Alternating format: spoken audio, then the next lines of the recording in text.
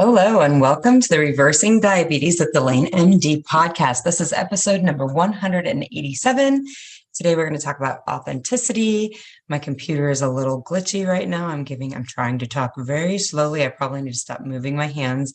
It clearly makes it confused when I do that. So I'm hoping to give my computer a little time to catch up. Hopefully not too much of the glitchiness is caught on the recording, but we'll see.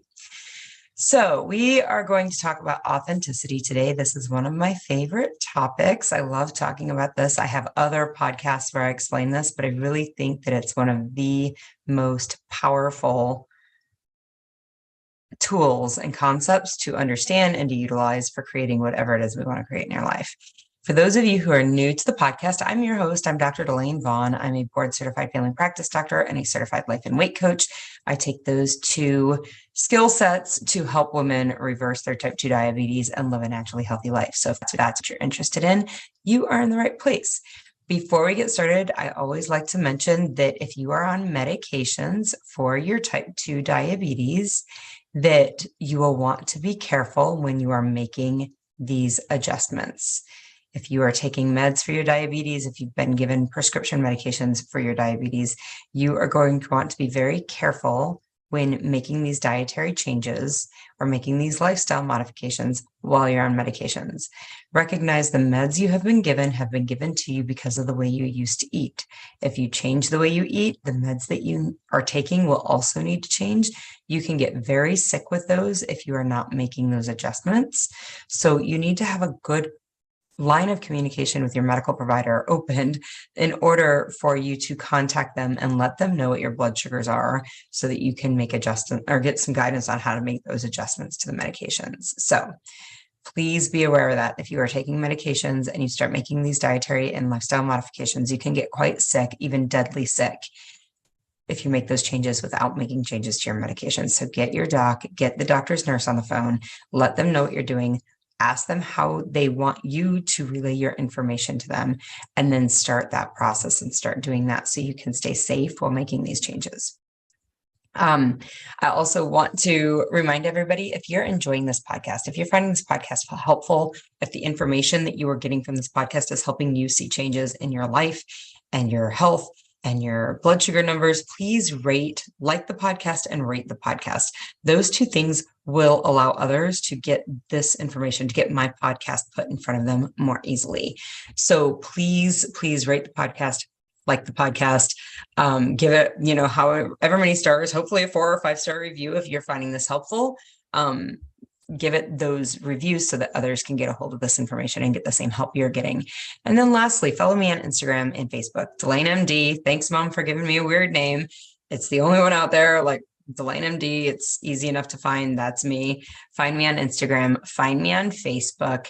Both of those two places, I offer all sorts of information. It's a great way to contact me. And I tell you things like when I'm doing my next 5-day session, or when there's going to be a, webinar, what's going to be happening, that there's going to be information for you so that you can get better strategies to help you to learn how to eat healthier and live that naturally healthy life. So lastly, before we get started into authenticity, which again is one of my favorite things to talk about, before we do that though, I do want to share with you, I'm reading a book, and for anybody who knows me, you know that I'm illiterate. I can read. I just don't. I usually listen on audiobook. I have been listening to this book. It's called Brain on Fire. Very interesting story about a woman who had a brain illness, but it talks about a lot about how the brain works. Part of what this book goes into is how the brain functions, the science of the brain. And what was really interesting, and I thought immediately of the ladies that I work with in my group, was when it talked about how memories are laid down. Memories are temporarily laid down in the hippocampus. So this part of the brain, it's kind of this way station for what we call neuronal patterns. So neuronal grooves, this function of the neurons where there's neuron A to neuron B to neuron C to neuron D, and gives you action blah, or gives you a result of whatever it is, right? The hippocampus takes these patterns of new memories and the pattern of the neurons, right? Neuron A to B to C to D, or whatever it is, and it holds them in the hippocampus. and it holds them. I'm not sure exactly how long, or like, I don't know what determines how long it's held there, but they're held there in the hippocampus before they're moved into long-term memory until they kind of cement this neuronal pattern down in a way that it becomes a long-term memory. So it takes an event and these neuronal pathways or these neuronal patterns, and it holds them temporarily in short-term memory in the hippocampus before moving it to long-term memory.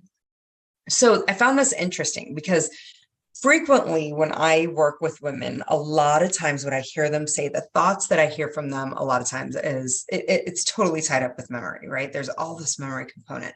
I have to remember to tell myself this. I have to remember that that happens with my blood sugars whenever I eat that food. I have to remember what my body is trying to tell me, or my body is not trying to tell me in this situation.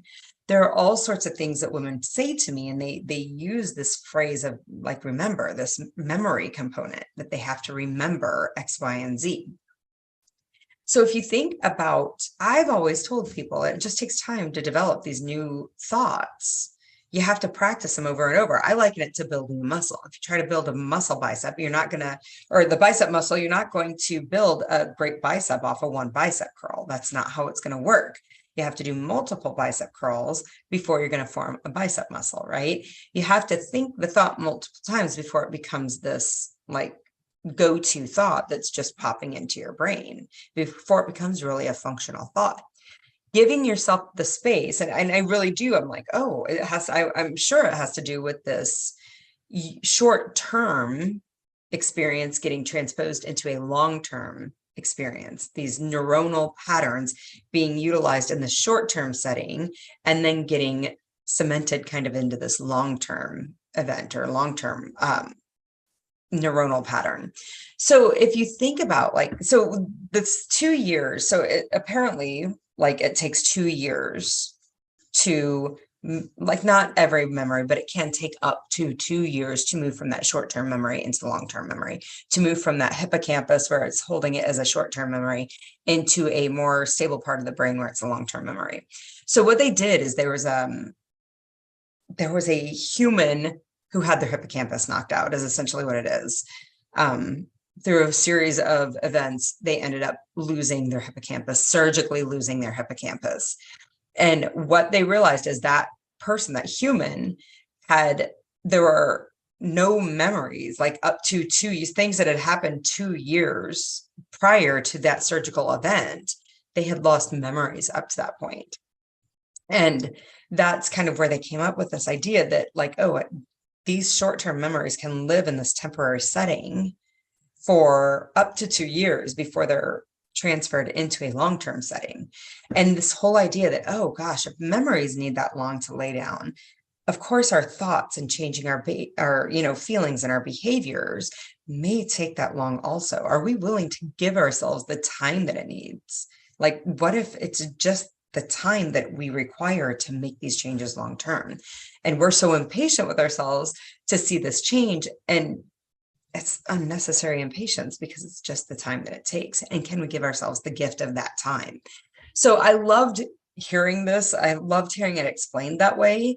And I loved thinking about this for everybody, all of us who are trying to make changes in the way that we are doing things, to up-level our life, to become better, to do things in a way that aligns more with who we are and what we want to create in our life, versus these things that we've done for years in the past and maybe aren't creating what we want, right? It may take up to 2 years to make these changes long lasting. And what a gift it is. There's no rushing. It's just the gift that we're going to give ourselves, because it's just the way the brain works. I thought that was great. I hope you find that interesting. I found it incredibly interesting. Okay, let's talk authenticity. This, again, is one of my favorite topics. I think authenticity is one of the most powerful things that we have as human beings, when we can just own our being authentically, own who we are authentically. The fact that I don't like the color orange. I don't know. I like the color orange, actually. I'm trying to think of something I don't like. I don't like mollusks, like clams. Like, people eat those, and I'm sure I'm not using even the right word. I don't like that. I just don't like the texture of it. I don't like shrimp. How about them apples? I don't like shrimp. Lots of people love it. I don't like shrimp, and I just own that authentically, right? Like, I don't like the texture of them, and maybe I could like them, but the things that you would have to do to make me like them, like the amount of butter and the thing, I'm like, I don't know that it's really worth it. Like, I just don't like it authentically. And so just learning to own that and be okay with that. And it's okay if people have judgment about it because it's just who I am. That's authenticity. Knowing who you are on such a foundational level and that it aligns with your core and your integrity and all that you value, right? Like, I value health. Adding a bunch of butter to a food that I don't really even like to make it palatable, like, just doesn't even make sense to me because, like, it just doesn't seem healthy to me. I will tell you that I learned to like salmon. I did not like salmon 3, 4, 5 years ago. I didn't like salmon. I learned to like salmon because authentically I value health. And part of that valuing health means that salmon is a healthy food. And I want to try to figure out how to get that in my life so I'm healthy, right? So authentically, like, just because there's something happening and it seems authentic, I authentically had never eaten salmon in a way that I liked it, but I found value to getting that into my life. So how could I create that for myself from a place that felt authentic? Because once it's authentic, you're willing to fight for it. That's just who you are. You are willing to do what it takes to create that in your life. Okay. So we are talking about authenticity, and then how do we use authenticity to kind of create the things that we want in our life? So think about, this is going to be a series. 1, we're going to talk about beliefs, and 2, we're going to talk about owning those beliefs. Okay. So if you're thinking of something that you're trying to create in your life, I want you to consider, what are your beliefs about them? And then you have to kind of investigate those, interrogate, this is what we call interrogating it, right? Interrogate those beliefs. Are your beliefs in contrast with reality? Like, I believe I can fly from the roof. Well, reality and the law of gravity say that's not true. That's going to be in contrast with reality. I can't fly from the roof because gravity pulls me to the ground. Fine. So are your beliefs in contrast with reality? That's always a very important question. Am I fighting uphill here on something I'm never going to win? Challenge your beliefs. Like, why do I believe that? Why is that something I believe? Is that even true? Because certainly there are flying machines that fight gravity, right? Like, is that even true? And then you make sure you want them. Do I want to take the risk for flying off the roof all the time, like, and landing on the ground and hurting myself? Do I want that? Yes or no? And then am I willing to fight for it, right? Because that willingness to fight for it is very tightly tied to being authentic. Okay. So that's the belief component, the interrogation of our beliefs. And then there's the owning them. Are we willing to create it, to do what it takes to make this a reality in my life? Are we willing to manifest this? And I mean, by manifesting, I don't mean by like thinking positive affirmations. I mean, am I willing to create this as a reality in my life? That's part of owning this thing that you say you want, this desire that we say we authentically want. Am I willing to fight for it? Again, fighting for it is part of this authenticity, right? Am I willing to do it is kind of in that interrogation space, interrogating and like challenging our thoughts and thinking about our thoughts. And do we want to keep the thought and the belief that I have? That's part of that. But in the owning it component, what does it look like to actually fight for it? What does that look like? For me, if like somebody was arguing with me, you can't jump off the roof, you're going to hurt yourself. Fighting for it would be like, I'm going to do it anyway, right? Like, right or wrong. Again, I don't believe I can fly from the roof. So this is something I really have to work at. But the ability to really do the hard things, to fight for them, to fight for creating this in your life. That's part of owning it, right? Working for them. Am I willing to put the hard effort into creating that? That's part of owning it. And then I think that it's a huge thing to be willing to be uncomfortable for the things that you authentically believe and want in your life and want to create in your life. That is part of owning it. I'm willing to be uncomfortable, even though people have judgment about me. I'm willing to be uncomfortable about their judgment. So I'm going to run through 2 examples. One is my kids and family time and what I believe about my family and how it authentically aligns for me, and walking through these steps. And then the second one I want to work on, of course, is our diabetes and looking at how we can use authenticity to create that health that we want in our life. So for my kids and my family, I authentically see myself as a good mother. I love my kids deeply, and I truly believe and have always believed that it is my job to raise good, upstanding citizens. For most women and most women I know, I find that this belief in parenting and in mothering is so deep into our core that we can't even help ourselves but to do this. Okay. So this is my authentic kind of goal for parenting, that I am a deeply loving mother who raises good, upstanding citizens for the world, right? So what am I believing about my kids that kind of create this? This is the first part of this interrogating our beliefs, right? Of looking at our beliefs. One, I believe that my kids are good souls, like in their heart of hearts and their soul of souls, that they truly want goodness and wholesomeness. I believe that about my kids. And then the other thing that I believe to like create kids that are good, upstanding citizens of the world is that they want to do well and work hard. That's something that I want to believe about my kids, right? So then I have to go through the process of interrogating these beliefs. Are they are they in contrast with reality? Can I challenge these beliefs? Are there ways to, is this true? Is this not true? Making sure that I want both of these things. I want good souls and I want good souls that are hardworking and do well. And making sure that I'm willing to fight for them, right? Because if there's any breakdown in that, I have to work past that breakdown, right? I have to work past where that's not aligning in order to create it aligned with my integrity and my authenticity so that I can move forward and from a powerful place create that. So when I look at my beliefs, my kids are good souls and they want to do well and work hard. Are these things in contrast with reality? So I definitely see evidence that all of my kids are good souls. They're just good souls. They're good human beings. They're wholesome and loving. Is it possible that others see different evidence? Absolutely, it's possible that others see different evidence. I do not. Now, if I ask myself, do I see that my kids want to do well and work hard? Yes, I think they want to do well and work hard, but they don't always do that. Sometimes my children, like many, many other children, take the easy way, like I do, not just any other kid, right? Like this is just part of the human existence. We want the easy way. And I don't always have evidence that my kids are always wanting to do the hard work. One of my children, we just had parent teacher conferences and their grades they're very much struggling with their grades. And this has been great to watch. Okay. Watching my children get grades that don't represent this. And it's not all of my kids, but there's one of my kids that tends to be struggling with their grades right now.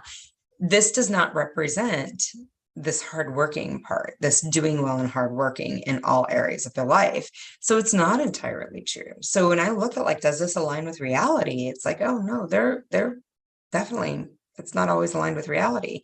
And then challenging it, like, oh, I see where this isn't aligned with reality, but is it possible, challenging it, is it possible to do that lack of alignment with reality, right? My kid is not doing the hard thing and doing well in school. But the challenge is that the only truth? Is it possible that something else could be there? Is it possible to teach them differently? Is there information that they need? Are there routines that I can put in place? Are there, information that I can give to them so that they can understand how important it is for them to do well in school? So thinking about that, yeah, I mean, there is information I can give my kids. I can talk to my child about going to college, you're going to need grades that look like this in order to get into college. I can talk to them about provide information about what it means to have a college degree and what it means, earning potential and all of those things. There's all sorts of information that would have influence on the fact that, maybe we're not applying ourselves in a way that looks like hard work at this point, right? There are routines, like phones go up when you come home from school, no television when you come home from school, no games, no nothing until we look at your schoolwork. That has to be done first. And then that's a routine I can put into place, right? So when I look at the fact, this isn't aligned with reality because my child is not actually doing this work and coming to this place where working hard is important. When I can see that, but then challenge it, are there other things? This isn't the only truth that has to be. There are other options or other things that could also be true. When I can see that, And then, realizing those are the things that need to happen, then I have to ask myself, make sure, is this really what I want? Do I really want to put the time and energy into creating this? For me, it's a no-brainer. Absolutely. I want the best for my kids always. I absolutely want good souls that are well upstanding citizens in America, and I want them to do well and work hard. Absolutely. These are things it's just non-negotiable for me. So I'm absolutely making sure, to make sure that I want it. Yeah, no question about that. But then thinking about whether you want to fight for it, right? Again, this is one of those no-brainers. I'm absolutely willing to fight for this for my kids. Always will be. I'll always be willing to fight for whatever it is that they need and want, where I have the agency to do so. So, and again, fighting for it might be like, oh, I'm willing to be uncomfortable, right? I'm willing to maybe have my kids upset with me because now suddenly there's no phones and I'm making all these rules, right? Yep, I'm willing to do that because it aligns with me authentically to create that for my kids. So then learning to own this is ours authentically, right? This is mine. Am I willing to manifest it? Or how does it look like to manifest, create this in my life? It looks like really putting in these routines. It looks like me contacting teachers. It looks like me taking time. I mean, there's just actions that I can take, and that's really manifestation. It's actions we can take from this place of where we authentically believe that this is what we're wanting to create. That is part of owning that authentically, fighting for it. Again, me doing things when it's inconvenient for my kids, me doing things when it's inconvenient for me having hard conversations with teachers. All of that is part of that fighting for it. And again, it's such a powerful part of doing anything authentically is you have to be willing to fight for it. If for some reason you're not willing to fight for it, nothing is right or wrong. You just don't authentically want it. Okay. Working for the things, again, me making concessions in my scheduling and my available time in order to create this to help my kids have everything that they need in order for them to be good, upstanding citizens of society, right? And again, this willingness, the fourth part of this ownership is this willingness to be uncomfortable. And that looks like being uncomfortable in parent-teacher conferences. That looks like being uncomfortable with my kids when they're angry at me. That looks like being uncomfortable with my parents when my mom is like, oh, you need to ground them and you need it. And I'm like, yeah, I don't do it that way. And that's okay. It's okay for my mom to be like, well, you're screwing it up. That's all right, Mom. That's okay. Right. For me, I don't know that I want to ground my child for having grades that don't look great. I more want to teach them the skill set that they need to create those grades. And that means these routines, no, playing after school, no fun, no games until homework has been addressed, carving out X number of minutes or even maybe an hour or so a day in order to address your studies. That's far more helpful than saying you're grounded, figure it out. That just doesn't line up for me. So that's not how I do it. But I have to be willing to be uncomfortable with people having opinions about how I should be doing it. And sometimes it's even the teachers. Well, with my kids, and I'm like, okay, all right. I listen to it. And sometimes the information is helpful, but a lot of times it's just this punishment thing. And there is a place for punishment, but I don't feel like this is necessarily it. So that is how I apply that to how I parent and how I am as a mother and how I raise my kids. Again, I feel like it is my job and I like this. When I challenge it, I'm like, nope, this aligns with my value system. I am here to raise good, upstanding citizens for the society and, owning that and, first challenging, what do I believe about it? And where is, authentically, where am I with that? And then owning it in order to create it. From this place of strong authenticity, I think is the most powerful way to do this.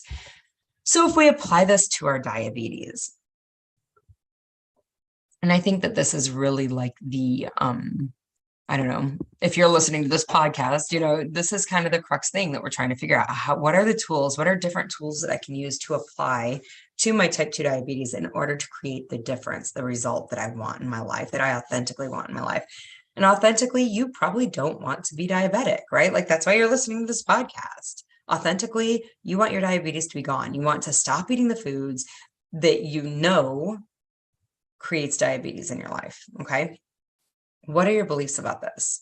So sometimes the belief is, if I could just stop eating these foods, I know that my diabetes would be gone.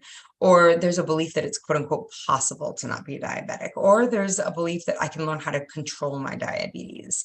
Or sometimes it's a belief of, I want to be able to eat the food, to have the food like normal people do. When we challenge these beliefs, are they in contrast with reality?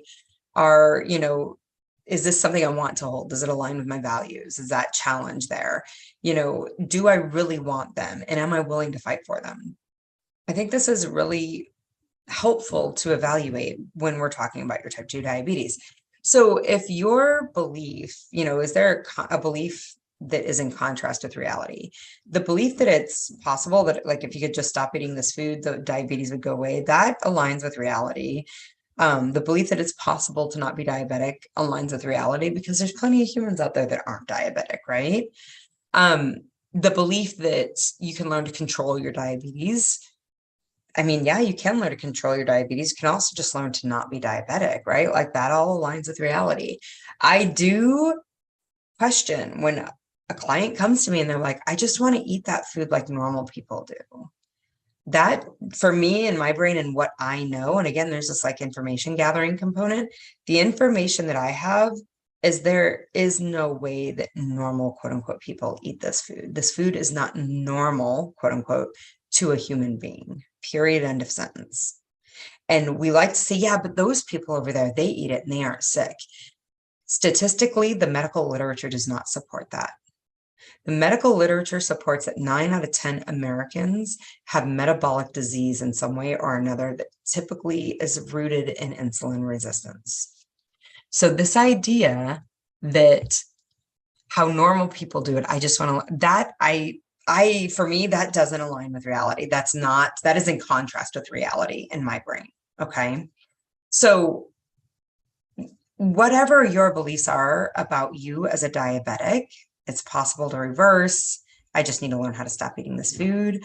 All of those things, if they align for you with reality, then those are beliefs you want to hold on to as you're trying to create this version of you without diabetes, okay? Challenging the beliefs. And that's kind of what we just did with the belief about how normal people eat it. Like, I don't think that that's aligned with reality, okay? I would challenge it and say that's not true. And I don't know that holding on to that thought is helpful. Again, is it possible? Yes, it's possible. Can you control your diabetes? Yeah, absolutely. Challenging those thoughts all seem aligned.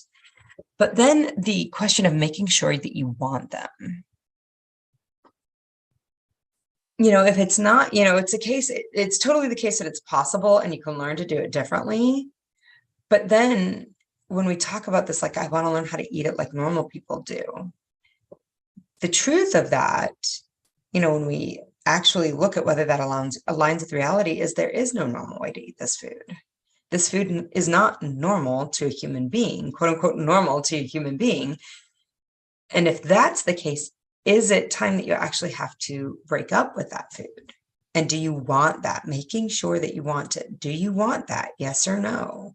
No right or wrong answer, but not expecting yourself to hold, quote unquote, authentically something that you're just not willing to do, right? Like, that's part of creating this change. Do you actually want that? Yes or no? And then are you willing to fight for it? Again, that fighting for it is what makes it authentic. When you can say, yes, I see that these foods make me sick, and I even understand that biologically there's probably no place in biology and in my body for these foods. I really am willing to make these changes. I want it. Yes, I'm making sure that I want it. Yeah, absolutely. And then are you willing to fight for it? Are you willing that when everybody else is eating those foods, for you to not eat those foods? Are you willing that when all of these people that you truly love and respect and care for are like, well, just a little bit's okay. You don't have to do without any of it. And you're willing to be like, yeah, I think I do. I'm willing to have that discomfort. I'm willing to fight for the thing that I believe, and it's okay for you to be wrong and you and me not to agree, right? Are you willing to do that for this thing of not being diabetic that you want to create? If you work through all of those and you come out at the end of those questions and you're like, hell yeah, let's go. At that point, you need to own them. How do you then own this thing that you want authentically of not being diabetic? Number one, how are you going to create the behaviors, the manifestation of this? How are you going to manifest this in reality? Once you've investigated and interrogated all your beliefs about it, now you understand, oh, I actually have to break up with these foods. Interesting. All this time, I didn't think I had to do this. I thought I could learn to quote unquote eat it like a normal person. But this is what I want authentically. So now I'm going to manifest that. If you think about fighting for this, right? Like, how am I wanting to fight for this thing? And that looks like you're around your spouse, you're around your significant other, you're out with your friends. Your friends are all eating fries and burgers and pizza. And you're like, yeah, I'm not doing that. And they're like, oh, just a bite won't be a problem. And you're like, yeah, a bite will be a problem. That food actually has created disease in my body, and I'm not doing that. And you're willing to do that uncomfortable thing. That's the fighting for it, right? And you're willing to do it, and you're okay with the conflict because you authentically want the outcome, right? You're willing to do the actions because you authentically want the outcome. The work, taking extra 7 minutes to figure out food for the day so that you know the carbohydrate count and you know that it's not going to set your blood sugars off and your cells will have the opportunity to heal up. You're willing to do that extra work because authentically you want that result. You're willing to be uncomfortable to watch everybody else eat the food and know in your brain, like, oh my God, that food tastes so good. And maybe have that desire and that feeling for that food. And you're totally okay with that because authentically you want the result, right? We do this with our kids, right? Like for my kids, I'm totally okay with my mom being upset with me about the way that I am choosing to manage my kids' grades because authentically I know what I want. And I'm very connected to that. I'm okay with being in conflict with the teachers at the parent-teacher conference because authentically I know what I want. I'm okay in being in conflict with my kids because authentically I know I want them to have good grades and be good, upstanding citizens. Am I willing to sit with desire, to put the extra work into planning my food and grocery shopping, to be in conflict with family members or loved ones or girlfriends about what I quote unquote can and cannot eat? Am I willing to do these hard things because authentically I want that result? This is kind of where authenticity really just is the most powerful thing that you can utilize to help yourself create what you want in your life. This is, of course, what we work on in coaching. Again, I've said it a million times. You don't need me to tell you to stop eating chocolate cake. You know that chocolate cake creates diabetes. You don't need me to tell you that. Why you continue to make these decisions that you know are keeping yourself sick, that is what coaching helps you with. That is what my program helps you with. So if you're a woman with type 2 diabetes and you want to put this diabetes behind you, you want to learn how to live a life that's diabetes free, that's what my 6-month program is for. If that's something you're interested in, if you're ready to invest in that to make this change in your life, send me a message, Delane@DelaneMD.com. I'm happy to set you up for a consult and we'll get you started in the program and on your path to fixing your type 2 diabetes. I hope you found this helpful. I think authenticity is awesome and just truly a powerful thing. If you have any questions about this concept, certainly don't hesitate to reach out to me, Delane@DelaneMD, and I